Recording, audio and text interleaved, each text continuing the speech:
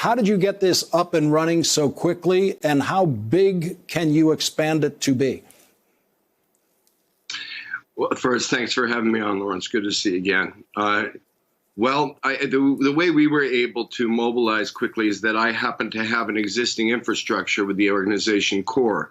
And so as soon as this became clear that this was a gap, we thought that, we owed it to jump in. It's what we do. It's what we're committed to do and have committed to people and our donors to do. So in this case, the primary for us was that in California, we have an extraordinary leadership from Governor Newsom's office to Mayor Eric Garcetti's office. And starting in Los Angeles, where we were able to create what I think is a first of this kind of partnership between an NGO and local governance.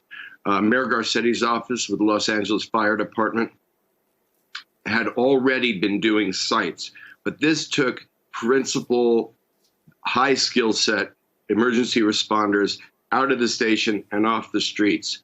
The lane that we work in can be quickly trained up. And so the Los Angeles Fire Department trained up our volunteers and us in the testing process. And we were able to absorb those sites, increasingly absorb the sites that the firefighters were manning, so that they could get back out and serve the people of California, serve people of Los Angeles, and ultimately California.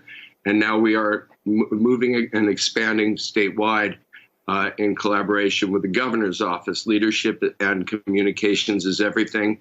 And so I'm confident that we'll continue to be deliberate and move forward and ultimately hope to, by ultimately, I'm talking about within a couple of weeks, expand these projects both in CORE's direct implementation, but also by putting out a manual of at least our lessons learned experience working with local governance to see that that could be replicated by other organizations at large throughout the country.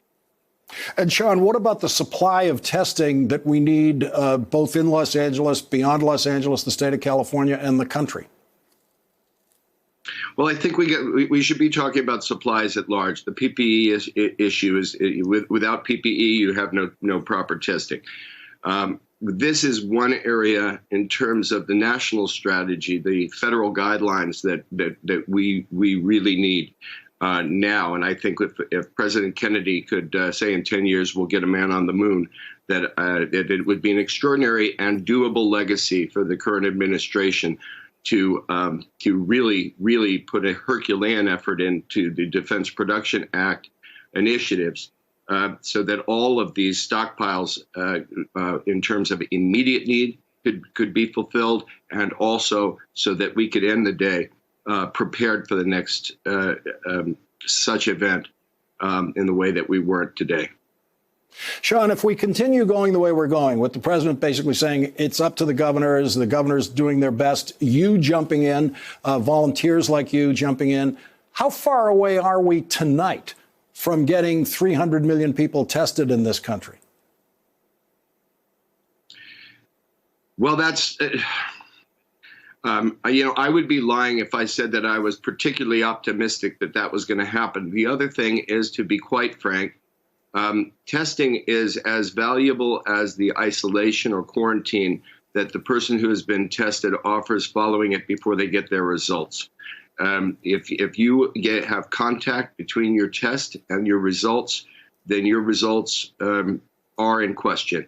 The various test kits, this is partly the problem in that is certainly a function of pipeline, but it's also a function of too much information absorption, where there seems to be every story is about the next test kit and so on and so forth. And so the basic integrity of these things are not being questioned. We have an organizational policy, which is slow is smooth, smooth is fast, and blood is slippery. And we're trying with all of the organizational efforts and with the great support of Los Angeles Fire and Mayor Garcetti and Governor Newsom to be very, very deliberate in everything we do so that we can model something that can be done effectively and fully.